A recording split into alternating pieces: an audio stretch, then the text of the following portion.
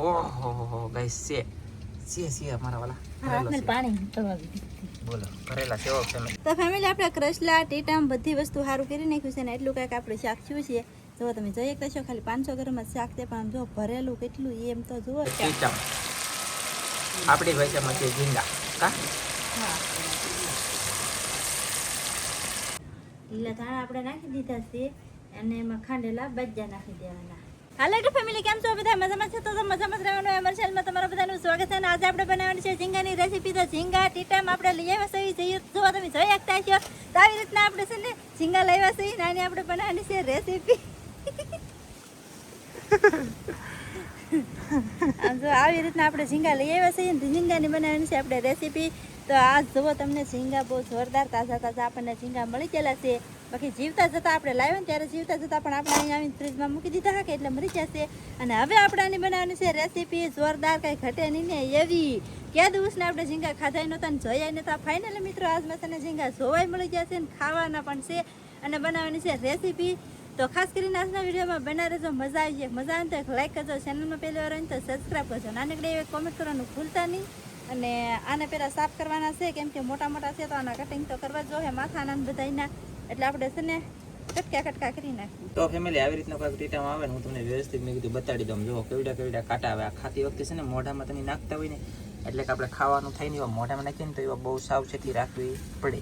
કેમ કે કાંટા તમે જોઈ શકતા છો, અંદાજ પણ લગાડી શકતા છો કેવા કાંટા છે. આ એને આખું છે ઘોળ છે ને એ, અને આ છે આંખનો ઓથારો રહીને એવો મોટો જ બાર કાંટો.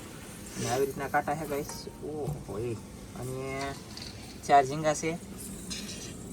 ઓ માય ગોડ 2 કસલા છે. આ કસલો જો કેટલો ખીજાણો બોલો.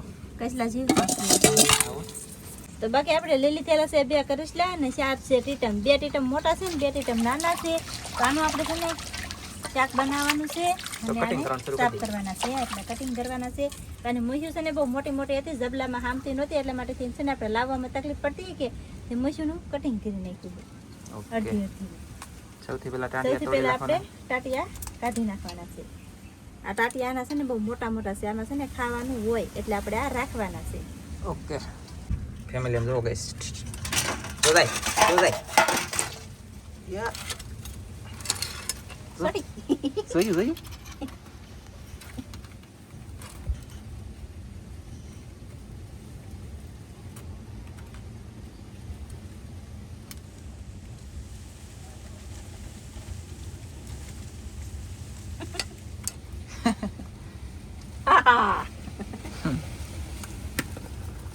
એવી રીતનું છે કઈ સવા નાખી આમાં આવે.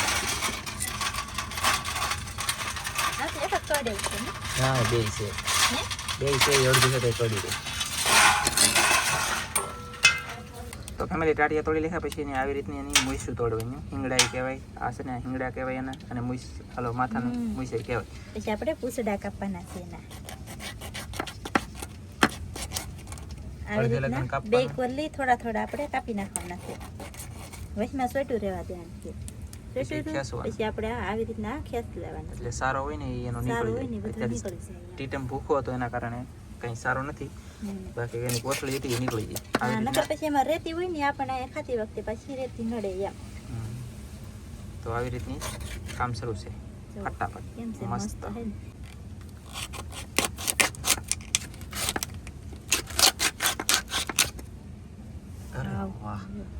મસ્ત મસ્ત ભરેલો બોલે તો જોરદાર. કા આપણે માથાના પણ 2 ભાગ કરી નાખવાના.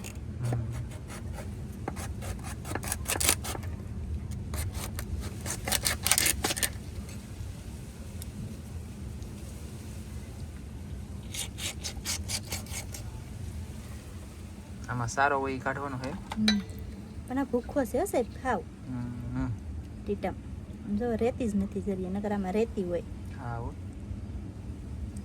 જો કાંઈ નહીં બોલ કોથળી તો કા મસ્ત સરસ સુંદર અને સુશીલ હારો ટાટિયા તોડવાનું કરી દીધું શરૂ.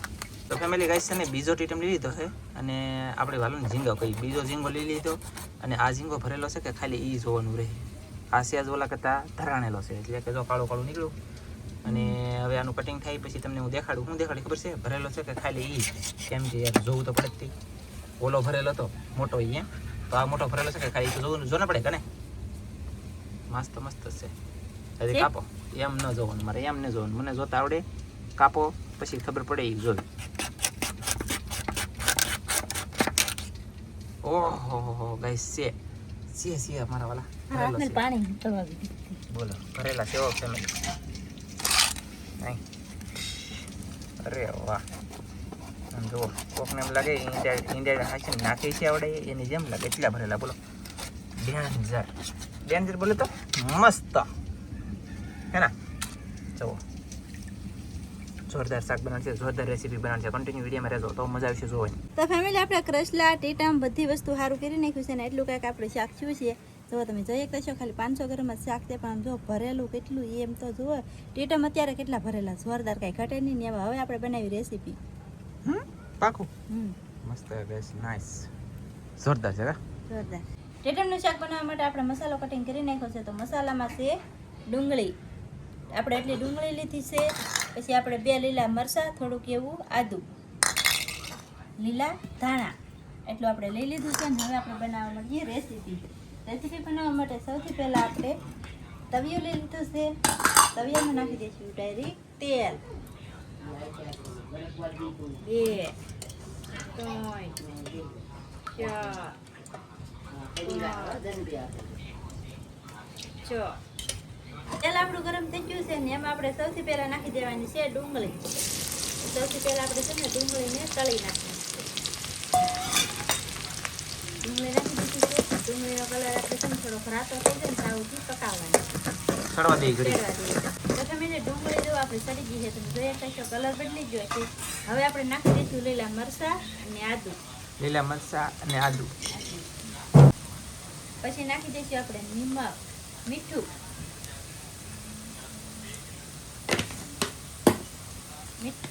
હવે નાખી દઈશું આપણે હળદર. હવે નાખી દઈશું આપણે ધાણા જીરું.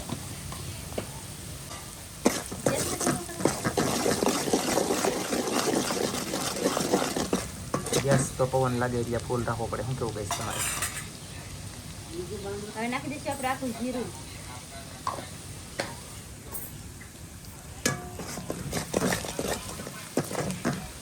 ચાલો તો ઘડીક ચડી જવા દઈએ. નખાઈ ગયો છે આપણો ને ઘડીક વાર ચડવા દઈએ. હવે નાખી દેવાનું છે આપણે આદુ લસણનું પેસ્ટ.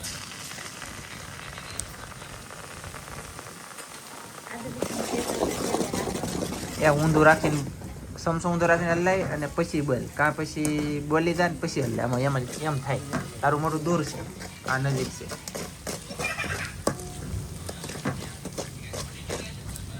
તો આ ઘડીક સડી જવા દઈએ. એટલે અહીંયા બધો મસાલો આપણે પાકી ગયો છે ને હવે ફટાફટ નાખવાનું છે લાલ મરચું ને આ આપણે ટીટમ.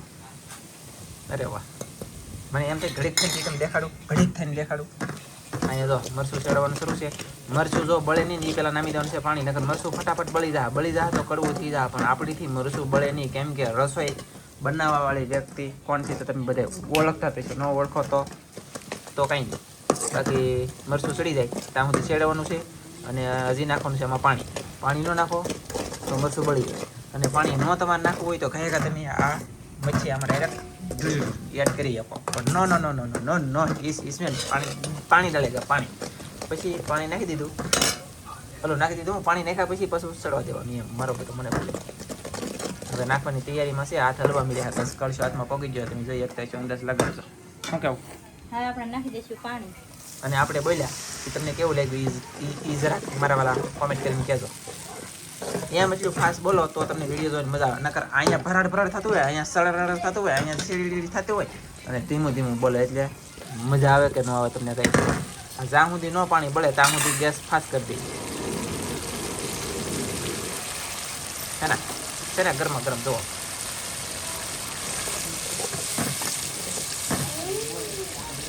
હવે આપણે નાખી દઈશું થોડોક એવો ચિકન મસાલો. થોડોક જરૂરિયાત પ્રમાણે ચિકન મસાલો પણ નખાઈ ગયો છે. પાણી નહીં બળી જાય ચિકન મસાલો પણ પાકી જાય અને ગ્રેવી બની ગઈ છે જોરદાર. ખાલી આવું બનાવીને ખાધું ને તો મસ્ત મજાનો એક રોટલો વયો જાય નકર પછી ચોખા હોય કે આપણે ભાતમાં નાખી દે અને ખાઈ જાય તોય મજા આવે. આવે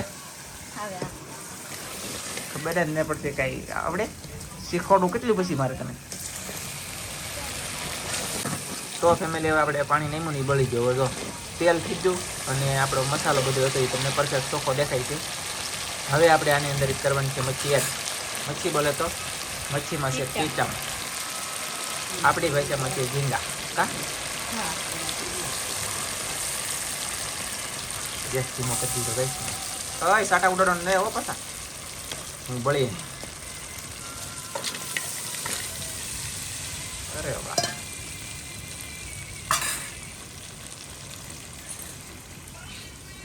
મેં કેટલી વખત શીખવાડ્યું સનસી લઈને બે તો એ લીખી નહીં જાય તો એ પછી એમ ન જવું પડ્યું લેવા. કા એ તો અમારે જવું પડે ને, તમારે તો શીખવાડવાનું જ હોય કાંઈ. બરાબર. તો ખાલી મોબાઈલ કલર ખવાડીને બેસી રહેવું, અહીંયા વસ્તુ ચલવી હોય એને ખબર હોય ને. તમે આમાં વસ્તુ કંઈ તમને દેખાતી હોય તો કોમેન્ટમાં કહી દેજો. રેડી? જો આવી રીતનું મિક્સ કરવાનું છે અને પછી આપણે આની અંદર નામી દેવાનું છે પાણી. હા, હમણાં નામમાં નથી, થોડુંક સડવા દેવાનું છે. એટલે ઈંડા છે ને રહામાં લેવાની છે ને, એટલે એ મને ખબર પડી ગઈ અને એ મેં શીખવાડેલું ત્યાંને. શીખવાડ્યું તો મને ખબર બેહાડવા આ મદદ કરવા કામ કરવા હું કરે કરે નોય. હા મદદ તો કરવી પડે ને, કે પછી મારે કેટલું કહું એટલા પછી. હે બસ છે ને પવન લાગે કે થોડોક, એટલા માટે હું વધારો રાખું. હું આમ જો ચાલો ભાઈ તો હવે હલાઈ તો ખરી પાછી.